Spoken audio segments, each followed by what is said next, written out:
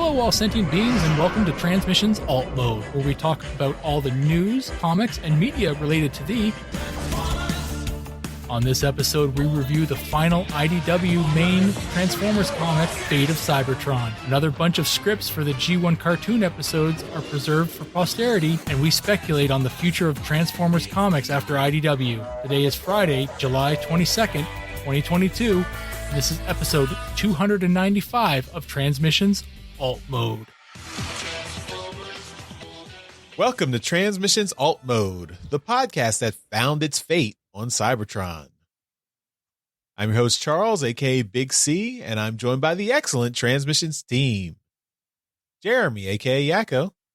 Hey, how's it going? The amazing and awesome producer and editor, Mike. Hello, everybody. And Daryl, the Cybertronian beast. There's no fate but what we make for ourselves. Let's talk Transformers. Not Terminator. It's very philosophical for a beast. It's a robot to robot franchises. As always, we start off the show by thanking our Donatreons, those lovely people who support us on Patreon and PayPal. Thank you all so much for continuing to help us out and keep the go showing. Keep the show going. There you go. Good job. You guys are awesome. We really appreciate it. If you are not a Donatreon and would like to become one, just go to transmissionspodcast.com/support. That's where you can sign up. All right. This week we had another special episode from Daryl. So as this show goes up, it should already be available to you. Came out on Thursday. This was another episode of Let's Talk Transformers with Daryl. And this time, who was your guest, Daryl? Yeah, I had a chat with Maz from the Triple Takeover podcast, and we chatted about some fun stuff. He's a really intelligent guy, and we're into some very similar things. So I was really curious to chat with him about some of those other commonalities between us. And yeah, that should be available to everyone. It should already be in your feed. So take a listen. Also, next week, we've got the bonus uncut version of Empire of Rust episode 81. That's our Transformers Live Play RPG podcast. This is the early release of episode 81, Reservoir Bears. This is exclusive to our Donatrons, so that'll be out Monday, July 25th. And you'll still have to wait another week in the free feed for the episode to come out. So all you Donatrons, you get access early. And enjoy. Mike, anything special in this episode?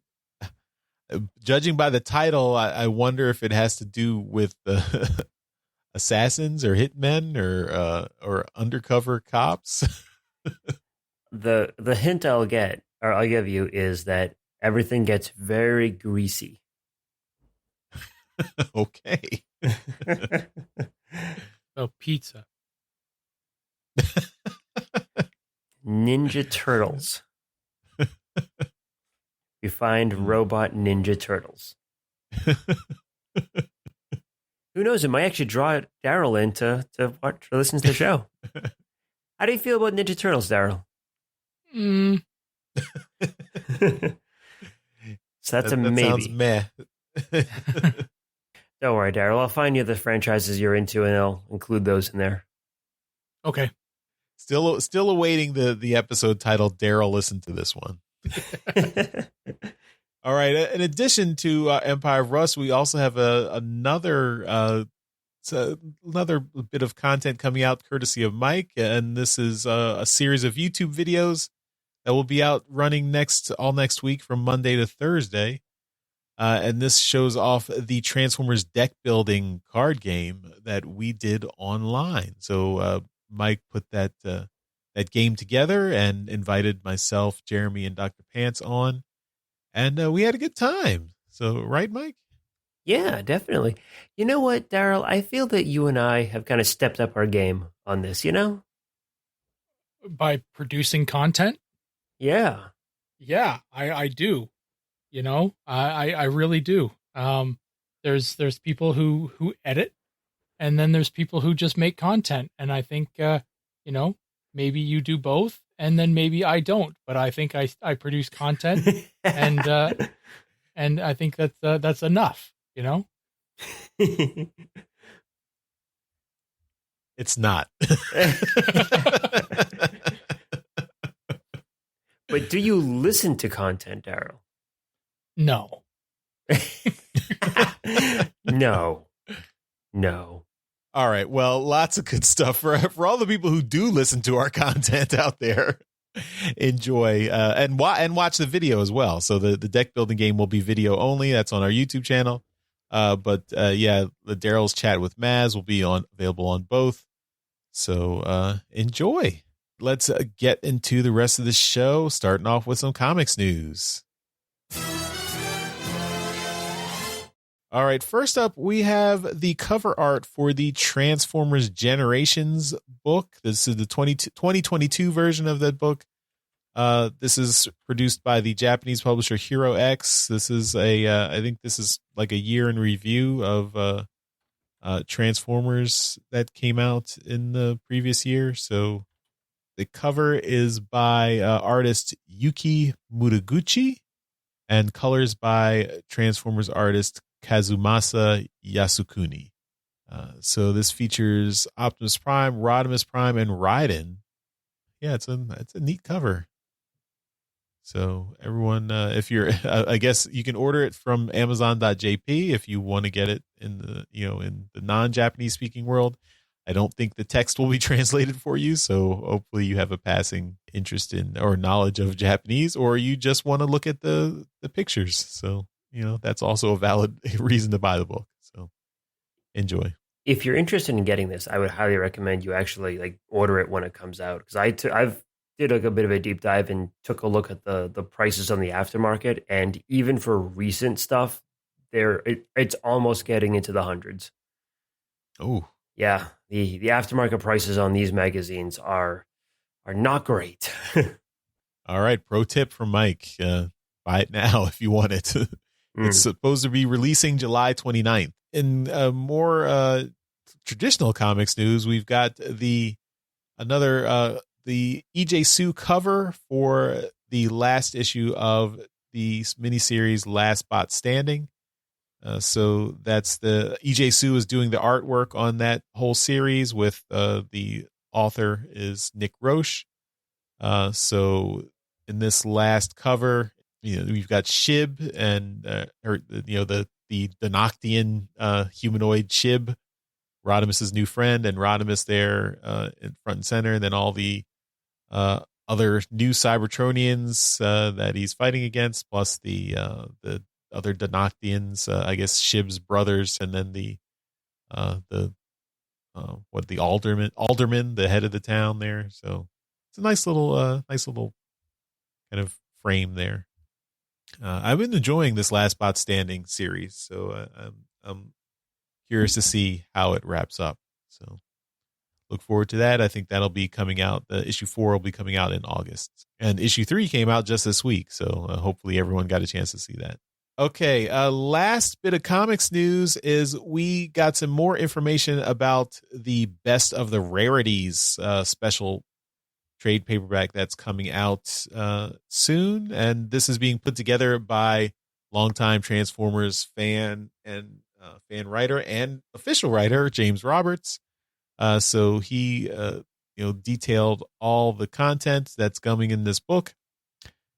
So a lot of obscure stuff. So if you're a fan of the more obscure Transformers comics like me, this might be a pickup for you. I've already put this on my pull list, but it's interesting stuff.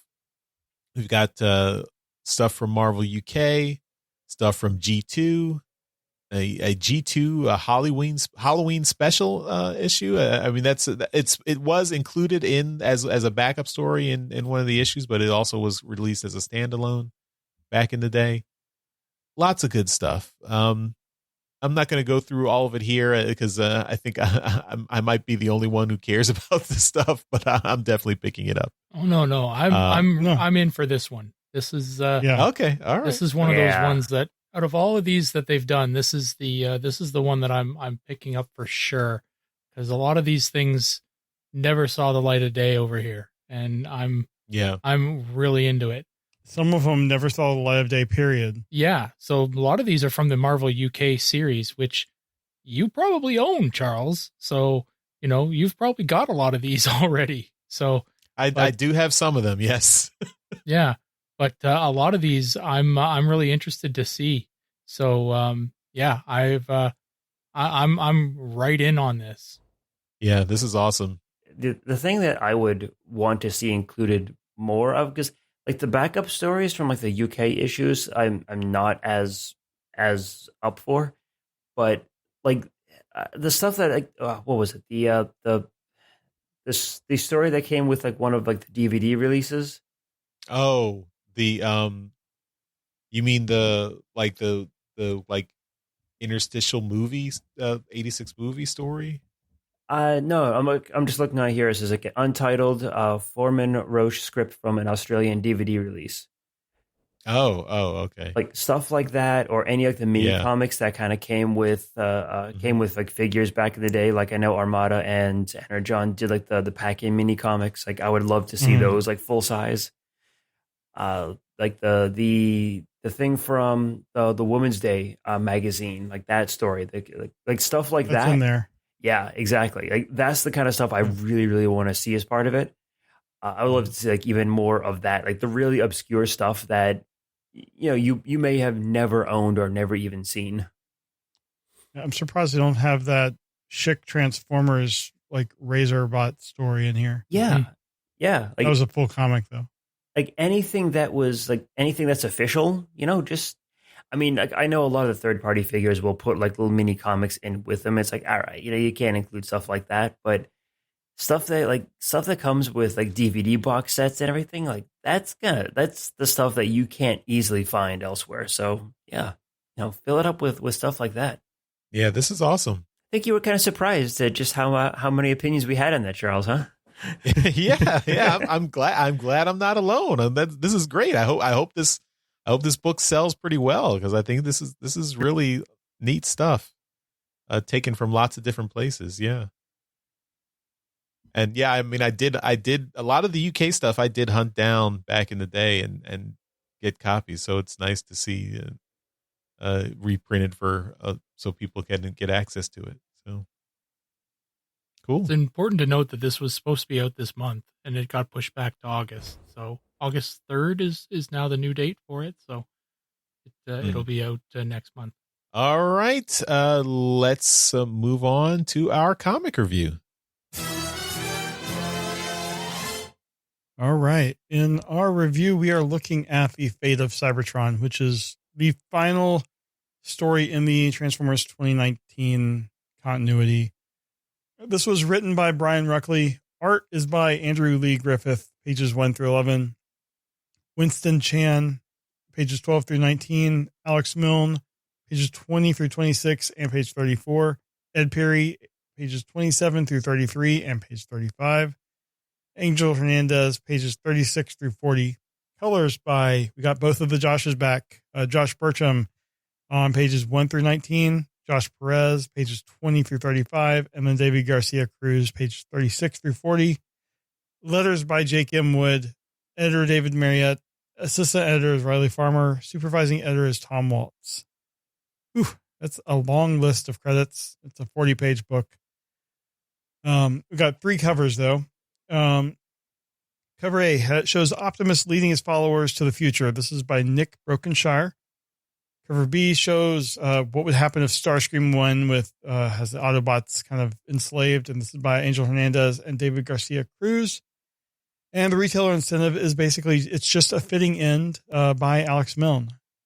So, Mike, which of the 3 is your pick this week? Not even a question. Alex's cover is great. Mm-hmm. All right. Charles, how about you? Yeah, there's no question. Alex knocked it out of the park with this cover. It's just an awesome image. I mean, just pulling everything from this continuity together in the 2019 series. It's really is a great image that showcases everything we got in this series. Really nice. Yeah, definitely. And Daryl, you don't need to say anything. Okay. No, I'm just kidding. Just what are your thoughts? Yeah, Alex's cover was a no-brainer for me. It's just great. Him and I had talked a long time ago, and I had asked him what he thinks makes a great cover, and he says, just make it look like a movie poster. Mm-hmm. Not that I draw, but he said, make it look like a movie poster. And now I look at his covers and I'm like, yeah, this looks like a movie poster. So yeah, when he wants to make a cover look epic, he makes it look like a movie poster. So yeah, this is like an epic looking movie poster, but with Transformers on it. So yeah, it's awesome. And yeah, you focus in on the Transformers on here with Optimus and Megatron and Devastator here, but there's so much other stuff going on. Like the sky behind Devastator is the Decepticon insignia. Mm-hmm. There's bots and stuff coming apart. There's the arc in the bottom left corner. There's the planet behind the logo. Like I get pissed off that the text covers so much of this. And it's not even that much. So yeah, it's this cover is unreal. So yeah. Awesome. Yeah. I have to agree with everyone. This is definitely the pick, but I think the other covers also were good. Although the Skywarp one, it doesn't really have much to do with the story. But the image is good. The cover A, I think, is good, but just when you have something like that, the Alex Milne one, it just knocks it out of the park. All right. Well, let's get into the summary. Outside Darkmount, Optimus Prime and Megatron face off. Optimus intends to honor their agreement to leave Cybertron with anyone that wishes to follow him, but Megatron argues that letting Optimus leave will mean that he's going to be a threat on into the future. The war can only end with Optimus defeated, but of course Optimus refuses and will also not surrender the matrix of leadership. Frustrated, Megatron attacks Prime. Ironhide tries to jump in and help, but Skywarp reminds him that he's got the imploder, and if he moves his thumb, it'll go off, taking everyone with him. While this is happening, G-Axis is also trying to assist Megatron, but Strika stops him. She tells him that Megatron will only have peace if he is the one that destroys Optimus Prime himself. Suddenly, both the Autobots and the Decepticons are surprised as Skylynx and Computron arrive with reinforcements. Jumpstream teleports from inside Skylynx to Skywarp's location and then grabs him and the imploder and takes both of them into subspace. With the sides now more equal, Megatron allows Optimus to leave for Darkmount and ultimately the planet. However, as they leave, Megatron tells his forces that he has no plans of actually letting them leave the planet, then asks Shockwave where his Constructicons are, and then he's told that they are on their way. At Darkmount, the Autobots are preparing for the evacuation while still also trying to repair Lodestar and prep the Ark. Looking on, Cyclonus has decided to evacuate with the Autobots. He has finally found his peace, and he allows his phantom companions to rest and disappear, except for Paragon. He'd like Paragon to stay on a bit longer if they'd like to. When Optimus's group returns to Darkmount, he's told that they're about ready to launch, but Pyra is looking around for Jumpstream, who hasn't returned yet. Inside subspace, Jumpstream has vented Skywarp's energon and has merged him partially with the imploder. He's safe as long as he stays there where time and space have no meaning, but if he returns to Cybertron, the timer will start and, well, he knows what will happen. Back in regular space at Darkmount, Highbrow and Lightbright are briefing Optimus on their plan. Lodestar is flight capable, but that's about it. She has no defensive abilities and she won't be fast at all.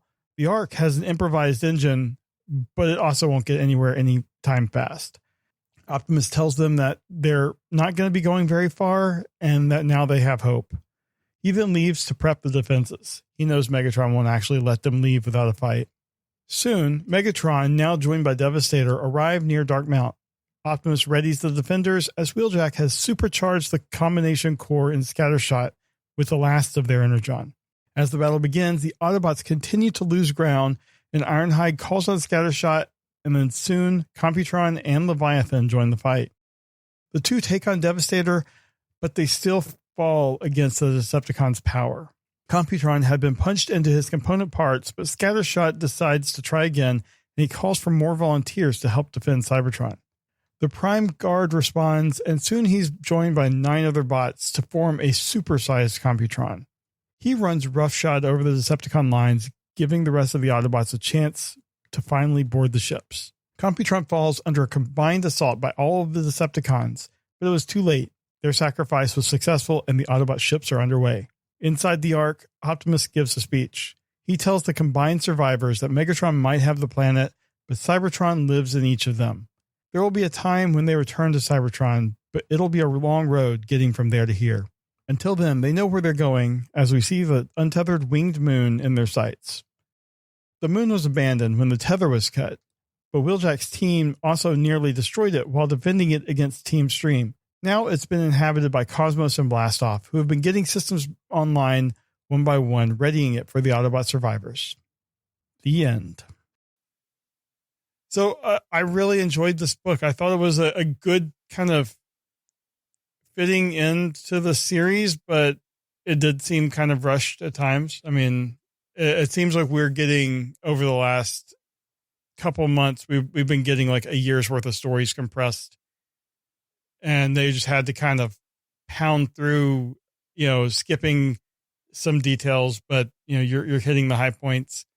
I like the confrontation with Megatron, Optimus kind of sticking to his guns, but having that plan with Jumpstream getting in, and then Skywarp getting his kind of just his well deserved, and I thought that was a good conclusion to the Jumpstream storyline, and then just with the book ending up on the moon, it just kind of, it shows where the story could have gone. And it is nice having a Transformers story where Earth isn't even in the picture at all. So, for all the issues that this 2019 series has had, they never even hinted that Earth was a thing. And that is kind of refreshing. But I don't know. I took this book as it was, and I didn't try to overthink it at all. I just enjoyed the conclusion to the story, and just the art was just pretty much fantastic throughout. And I love that they got so many people on it,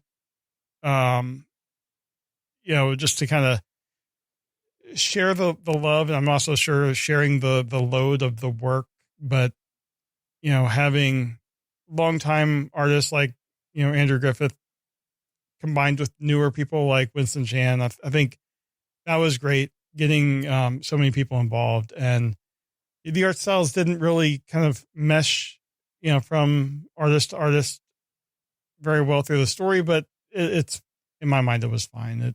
It worked for me. So, those are my thoughts. Mike, let's start again with you. What were your thoughts on the book? I'll echo your initial sentiment. I think this is a very satisfying conclusion to the continuity that we're dealing with. That being said, it felt a little scattered, and I think for me, it was because the art styles jumped around so much. That was incredibly jarring. And I mean, Alex's work is absolutely top notch. And while everyone else still did good jobs, Alex's stand out so much as so much better that it makes other people look bad by comparison.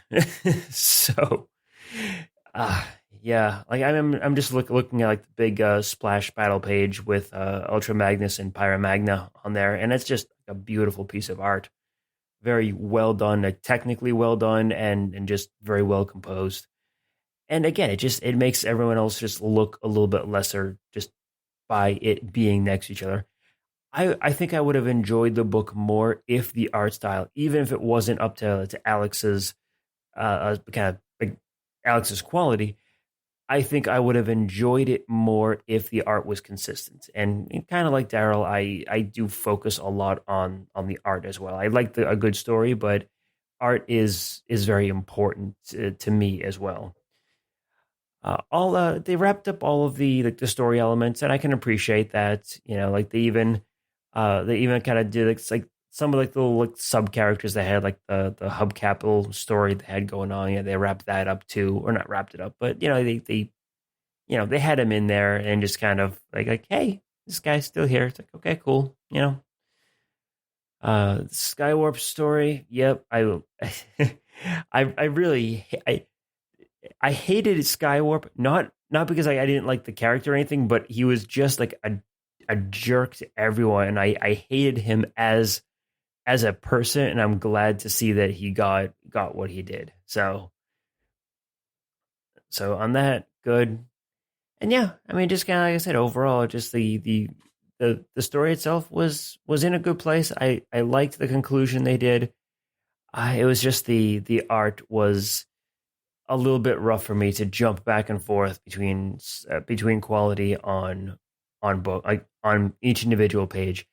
And whenever you put someone other than Alex, like right after Alex's pages, it always feels duller than it is, even if it is objectively a good piece of art. Yeah, I mean, I do wish that they had the opportunity, like in other books you've seen, like where the scene completely shifts to another location, and that's where they would do the artist break. Yeah. They didn't really have much of an opportunity to do that here. Right. Like when someone else was doing like the flashback scenes or something like that. It works really well. But yeah. I still love the designs and the looks for Leviathan and Lodestar. I hope we see them at some point in the future.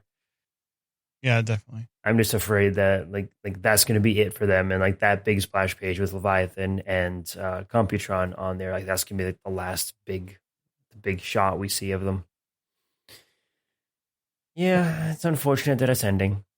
I will say, I forget who did it, but there was a page early on where Prime and Megatron are grappling, and it just looks so utterly silly with them just like doing like the anime grapple with their heads turned towards the camera. I think it's Alex's art, but God, that's just the pose and everything is just bizarre as all hell. That's Andrews. Is it Andrews? He did the first bit of art. Okay. Alex did the Leviathan and Devastator grappling. Yep. Coming to Alex's defense there, Daryl. I got you. All right. But yeah, those are my thoughts. All right.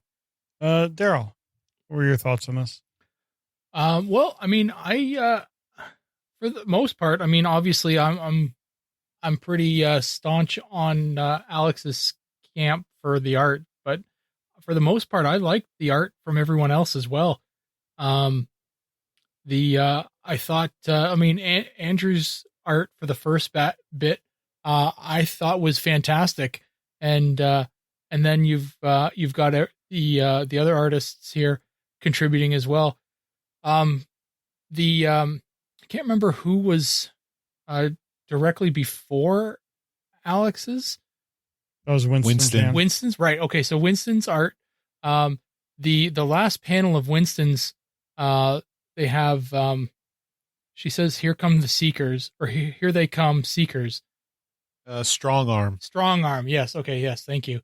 So that's she's looking off the base and says, "Here they come, Seekers," and then the next page is Alex's art, and it's just full on battle. And I thought that transition was absolutely brilliant.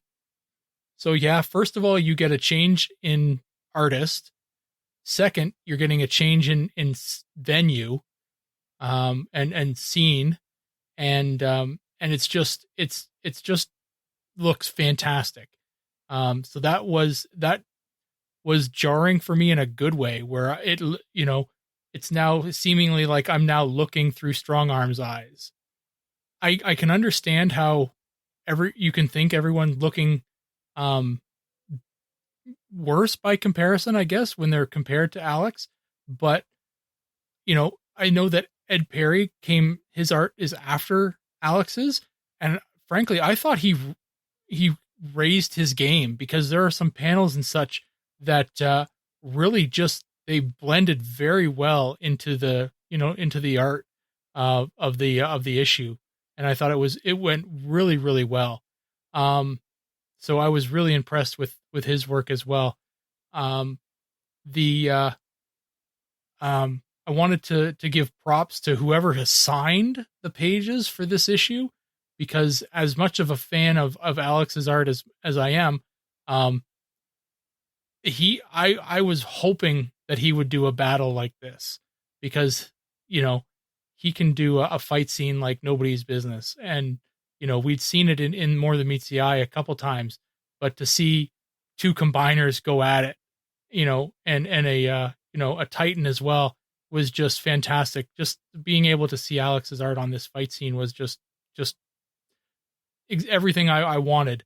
And to have somebody perhaps maybe newer to the comics and come to this last book and, be a little disappointed and say, holy crap, who's this artist that did these 6 pages or whatever? And, think, oh man, maybe why couldn't they get them to do an entire book? Well, there's like 57 or so issues of them doing a whole book. So, you can go back and you can look at their previous work. But yeah, I was really impressed with the way that the art duties got distributed in this issue. The story, I thought it was kind of interesting how Computron kind of formed at the end using 10 bots at the, so I don't exactly know how that went down, but yeah. Computron was formed with that synthetic Enigma of combination. Right. So I assume that they all have that inside them. Gotcha. So, I mean, I'm looking at the newly, the 10 bot combiner, and I'm trying to find, where the other bots are in here. And I can really only see like 1 or 2. So I guess they're just kind of added to the chunk of the new body. But I like the fact that, we'll just add 5 more bots here and just kind of overpower Devastator by size. It worked. But yeah, I for all intents and purposes, I liked the story. It ended, it shored up a lot of things that needed to be kind of, ended. I kind of don't like the fact that they only kind of went next door to the moon. They did all this work to get off the planet and they only just landed, a few doors down on the moon. I figured they would have gone further. When they launched, I thought, okay, like you probably did. I thought, okay, well, they're going to Earth, and this is the ending, and it's leaving it all wide open for the G1 story to start. Well, obviously they didn't. It's still completely wide open, right? Like, Mm-hmm. The story could continue on with the new publisher, whoever it is, and they could pick it up where this story leaves off. They won't, but they could. But yeah, I thought that the landing spot of these ships was a little too close.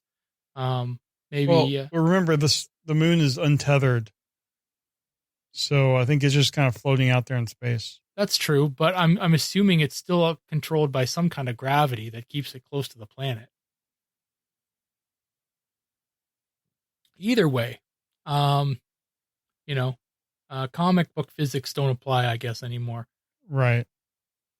I like the book. It was a great way to end the series. There were points in which I was a little jarred by the art style of some of the artists, but for the most part, I was really quite happy with it. I bought a piece of art from this book, so I was quite happy with it. And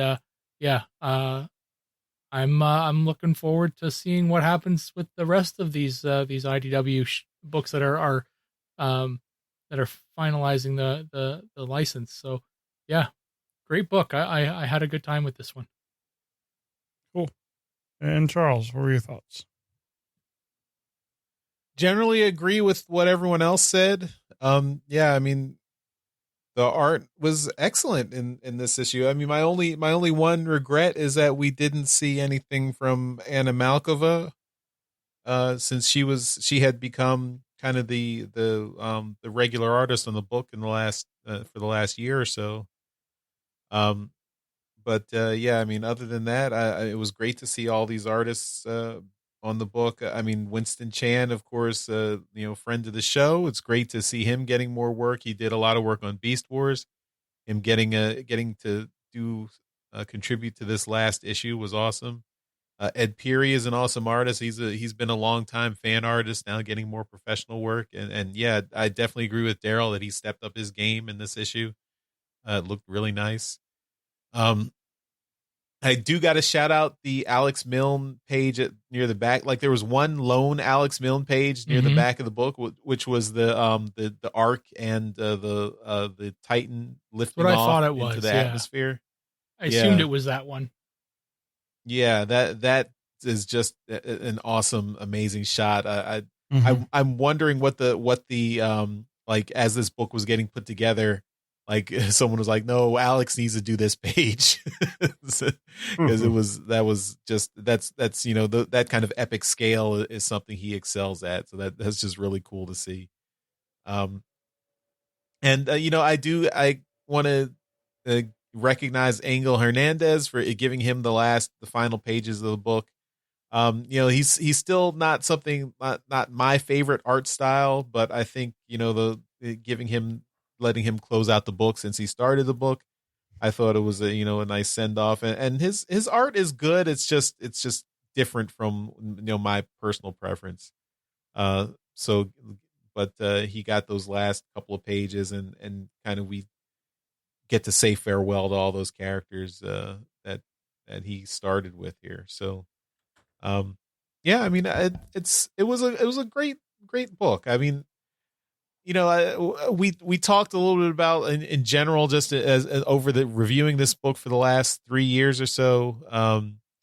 It's had pacing issues. The story has not been exciting every issue, which is kind of a the cadence was about you got one really exciting event every 6 issues or so, which was a little. I think with comics you need to try and hit some high points in every issue, and I don't think this book really did that. But yeah, I mean, then I think the last year maybe had the opposite problem where you had to put a lot of events in a short amount of time because things had to get wrapped up. So these last few issues have been very action packed and exciting, which is great. So this was a nice capper here. And yeah, so kudos to Brian Ruckley, and he got to helm an entire Transformers series on his own, and I think his storyline was fun and interesting. I just wish the pacing had been more even throughout the series, but yeah, I think this was a good end to the story, and I like the ending, leaving it open ended, where this could be the continuation of other Transformer stories. If you want to take it to other planets, maybe even Earth, if you want to go a alternate G1 take or do something completely different, you could take it in any direction you want.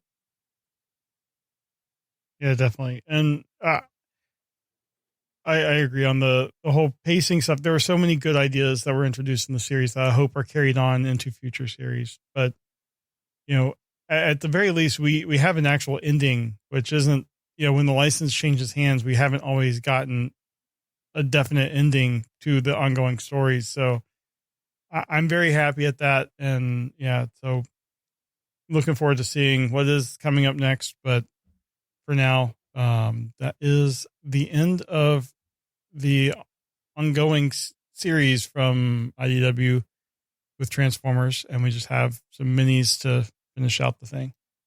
So that is it for the comic review. All right, and we'll move on to media news. All right, in media news this week, we've got a lot of stuff being added to the Sunbow Marvel archive site. So we've got a whole bunch of new scripts that have been added to the that site, and these guys must have just gotten a whole whack of stuff recently, because every week seems to be adding more and more.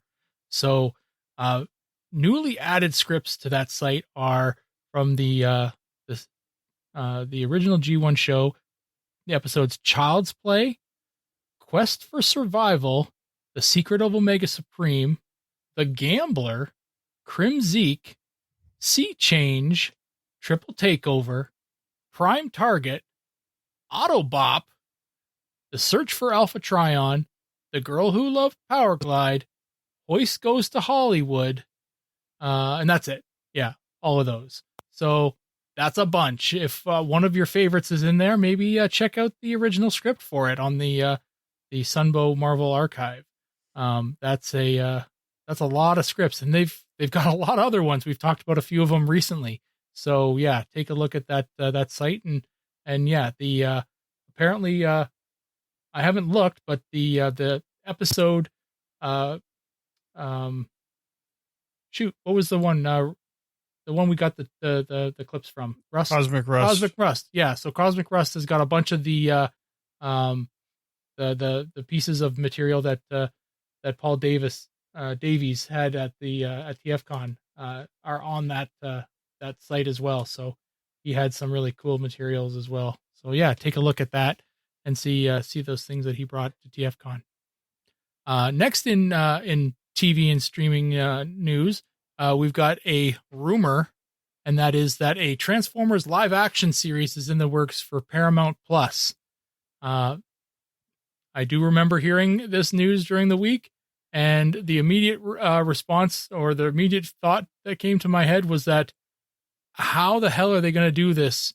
And most of the responses were that I saw online were, well, that's going to be just a lot of like, it's almost like a modern Knight Rider series where person's driving around in vehicles or flying in planes or on boats, and they're talking to the vehicle. And then you'll have a gratuitous, robot shot somewhere that'll be kind of repeated somewhere down the line. So the CGI is going to be very expensive and hard to do. I can't imagine it's going to be very CGI centric.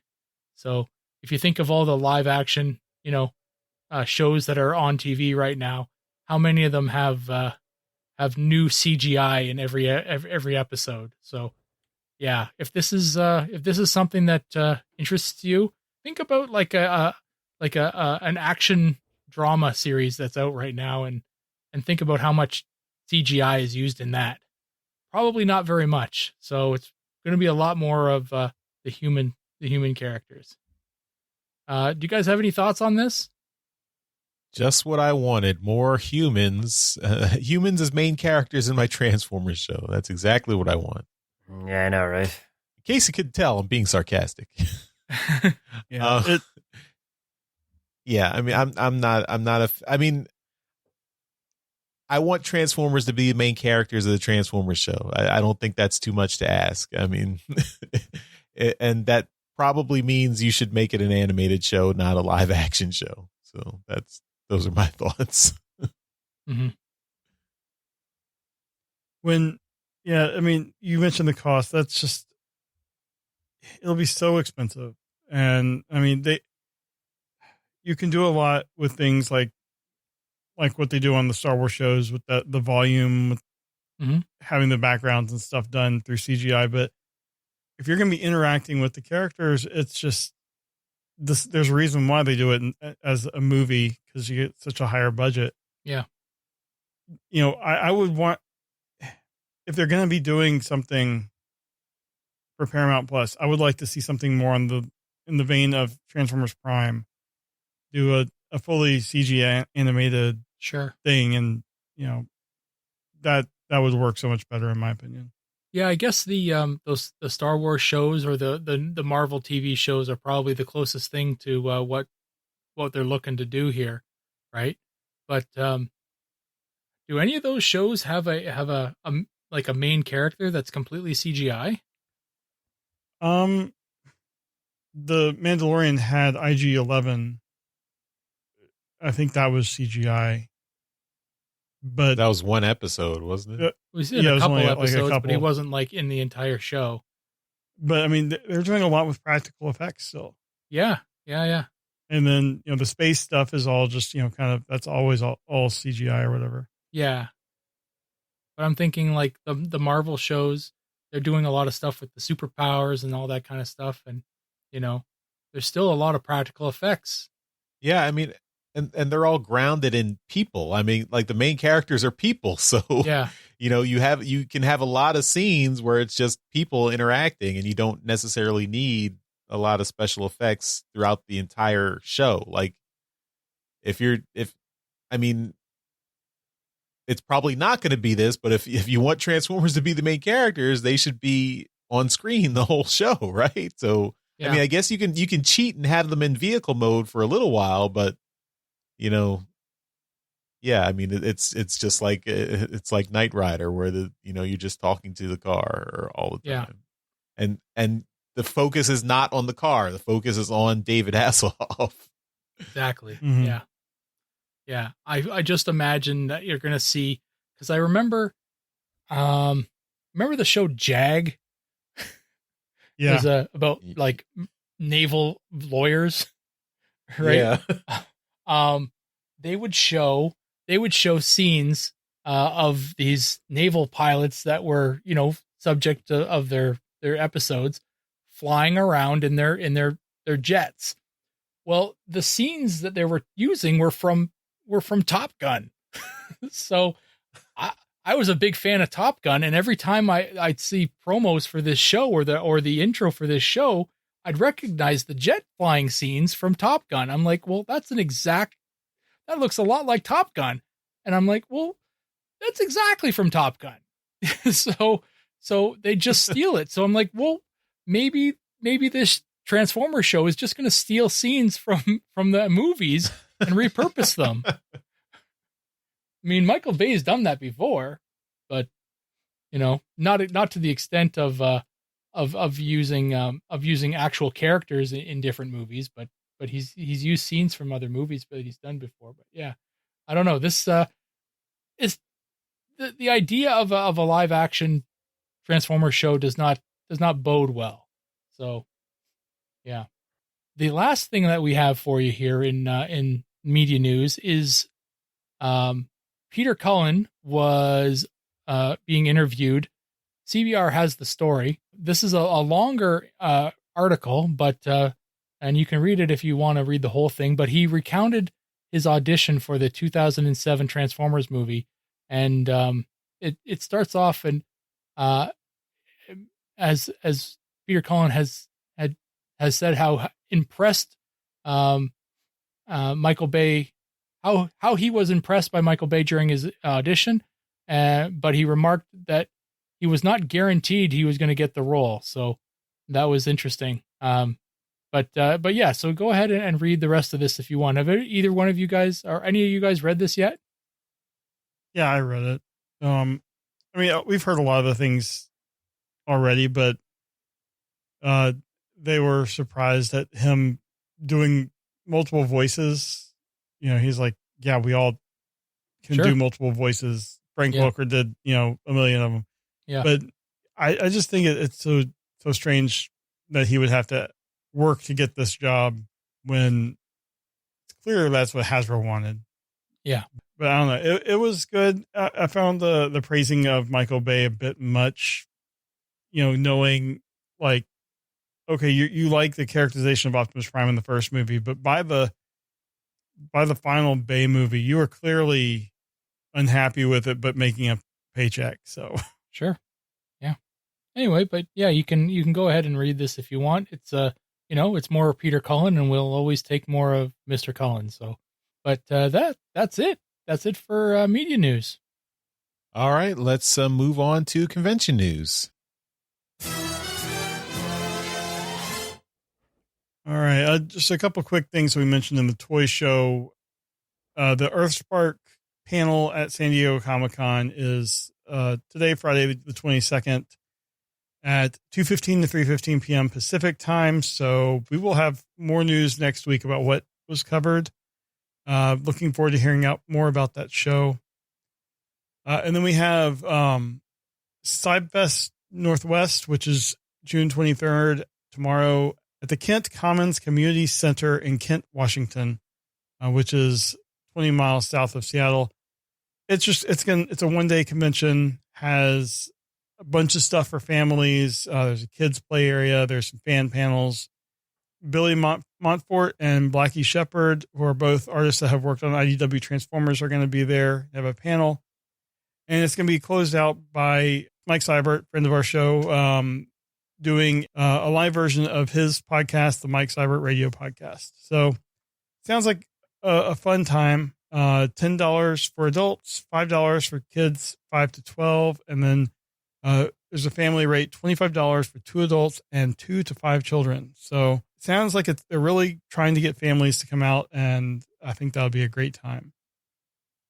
So that's all the convention news. But one thing I also wanted to talk about with San Diego, happening, and this is more me kind of just wanting to wish it into existence. When do you guys think we're going to find out about the new license holder? Because I'm kind of hoping that it will happen during San Diego, or it has happened as of when someone's listening to this, because that seems like the best time to me. And I really just want to know when we can start hounding PR people from whatever new company is. Any ideas? Yeah, I mean, I don't know. I mean, I don't have any expectations, so I'm curious. I hope it's a. I mean, I was on Moonbase 2 with Mikey a little while ago, and he asked me what I was looking for. I'm just looking for something new, something that goes in a different direction. I mean, I jokingly said a comic that doesn't feature Optimus Prime, Megatron, Bumblebee, or Starscream, which is probably not what we're going to get. But something that introduces new characters, takes it in a different direction, does something unexpected. I would like to see that. Yeah, that'd be great. But they're going to start off any new series with the big hitters. Yeah. How about you, Mike? Any ideas or speculation? I actually think we're not going to get an announcement at SDCC. I think if we were, we would have been getting some rumors or something happening kind of leading up to it. And I mean, I haven't heard anything. I don't know if anyone else has, but it just doesn't seem like it's going to be happening. I have a feeling that they'll be waiting until one, all of the IDW stuff is actually done and out and just 100% finished. I know the license technically has it's expired already for them, correct? It's just like leftovers right now. I think it's December when it officially is done. I would expect, if that's the case, I would expect an announcement probably in November or early December at some point. So like New York Comic-Con.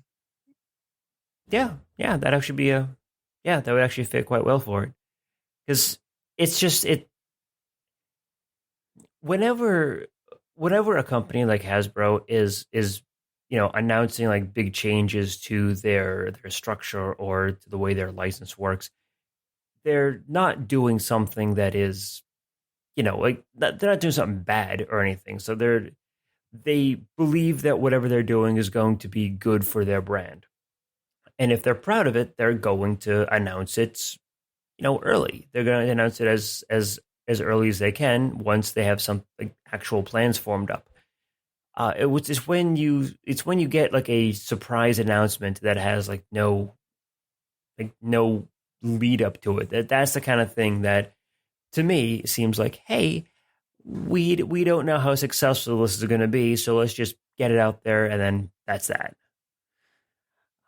So that's my thoughts on it. I don't think we're going to hear anything until very late in the year.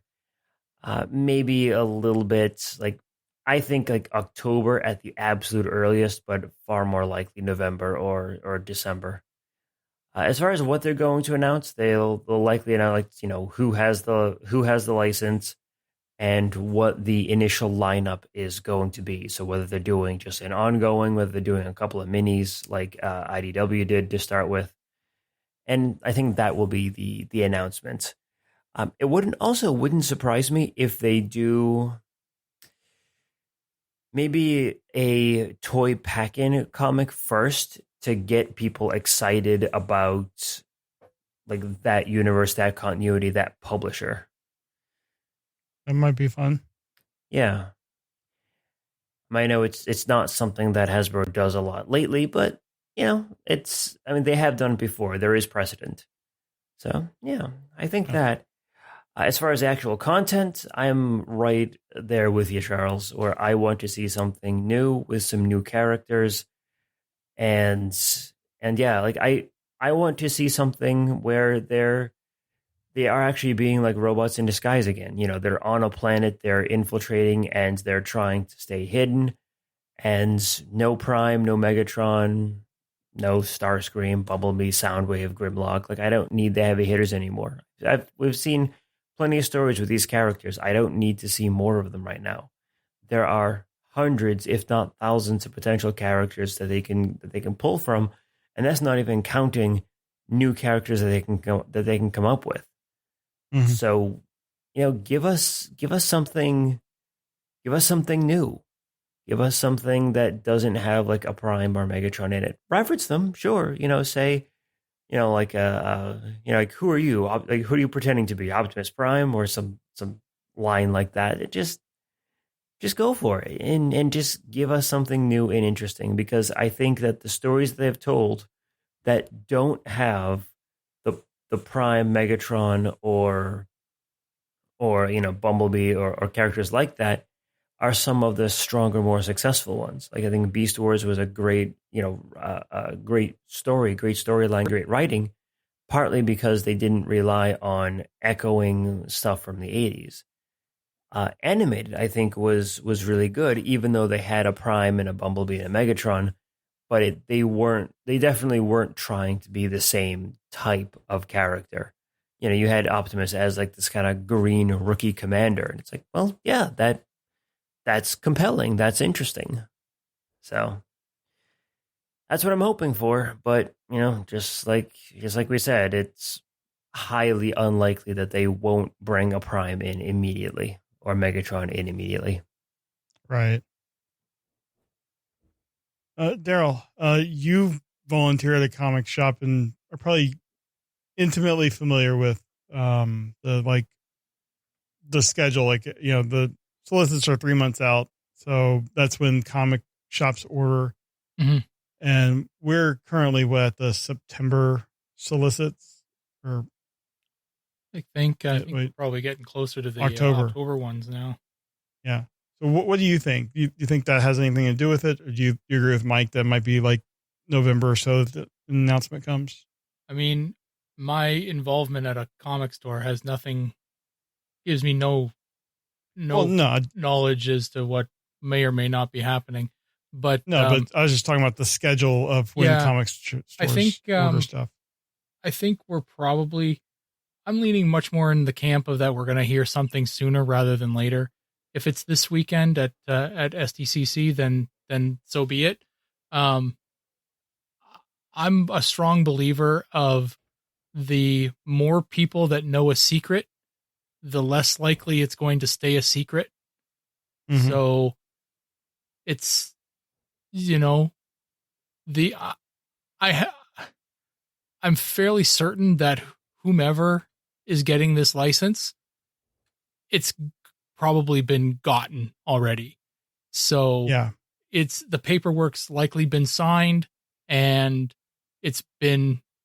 everything's already been established as to where the license is landing. So every single day that passes, the potential for the leak comes out, and you wanna be don't ahead of want it. you don't want it to come out before you're ready for it to come out. And if you've got an SDCC, and you're already there doing stuff, why not make the announcement with the biggest audience that you can possibly have? So I'm hedging my bets that it's going to happen at this weekend at SDCC, just on the basis that, they can't keep a secret longer than, keep it till November. It's too much. You're at the, if you wait that long, you've got people starting to get involved. You've got stuff, getting made. You've got stuff going to printers at that point. There's too many people that got their hands on it at that point, and the secret will not stay a secret. So yeah, you're going to hear something probably this weekend. And wherever it lands, whatever they want to do, you're on the money with it's going to be a G1 story, because they want to get a hold of the people who are currently buying comics and anyone who can remember the original series. So yeah, they want to get the audience that they know is going to buy books. So, and then they'll go from there, right? So yeah, the first story is going to be a G1 story. I'm a fan of pack-in comics, but I don't think they're going to do a pack-in comic. Pack-in comics only work in the US. So, elsewhere they have to, adhere to different language laws.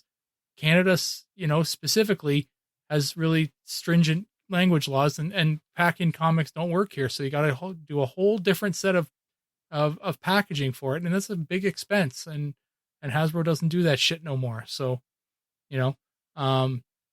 that's why a lot of these companies have gone to digital downloads now. But yeah, as far as what the first stuff that's going to come from it, it's just going to be a real simple G1 story to introduce their world and open it up and get the creative team on board. I'm just hoping, for my own sake, I'm hoping the art is something that I'll enjoy. Yeah, definitely. And I think I'm leaning where you are. I think if it's not announced at SDCC, you're going to have enough people that know something that we're going to start seeing more credible rumors on like the big comic news sites. So yeah, better to announce it with maybe like one piece of art, and then you're ahead of the story. Yep. So, all right. Well, that is it for comics news. I kind of wanted to talk about this. We hadn't really gone over it in a while, and we'll see what happens next week when San Diego's done. Mm-hmm. All right. And we will finish up the show with feedback. Okay, so we got on YouTube, we got a comment from just last week's episode 294, with our interview with Andrew Wildman, which was awesome. And Braden says, I like Wildman's expressive characters, especially Scorponok and Galvatron. And hard agree with you there, Braden. I agree. And then from 2 weeks ago, episode 293, and this is from artist Jim Stafford. He says, thanks for the love on my cover, guys. Really appreciate the kind words. So Jim Stafford did the art on Last Bot Standing. I believe it was issue 2 that we was that the Vitruvian. Yes, the Vitruvian man. bot. Vitruvian Rodimus. So yeah, and it's great to know that Jim's listening. So Jim, if you're still listening, thanks for writing in. And we definitely appreciated that art. So thanks for drawing it. Yeah. And yeah, it was like I said, we're really enjoying Last Bot Standing. So looking forward to the next 2 issues. Okay, well, that takes us to the end of this episode of Transmissions Alt Mode. As always, you shout out to our Masterpiece Donatrons. So thank you again to John Forex Levengood and Demon Tech 82. We really appreciate your support, especially at the highest Patreon level. That's why we give you a shout out in every episode. And before we go, I just want to give thank Mike for joining us again on this episode and this week of podcast. So anything else you want to plug before we get out of here, Mike? Yeah, take a listen and watch the YouTube videos that we'll be putting out next week for the Transformers deck building game. We go through how to set it up, how to play, and then we go through an entire game. And I put a lot of work into making it look as good as I could, and I hope you enjoy it. So, yeah, take a watch on that, and let us know what you think. All right, and also please listen to our Transformers live play RPG podcast, Empire of Rust. Mike also puts a lot of work into that show, and it's an awesome storyline, and you'll enjoy it. Sweet. Transmissionspodcast.com/rust. All right, everyone. Thanks for listening, and we will see you next time. Bye-bye. Bye. Bye, all. Later. Thank you for listening to this episode of Transmissions. If you'd like to join the conversation, travel to our Discord channel at transmissionspodcast.com/Discord. Want some cool transmission swag? Feast your eyes on our transmissions gear at transmissionspodcast.com/shop. If you'd like to support our podcast, go to transmissionspodcast.com/support or tell your friends about our show. We'll see you next time.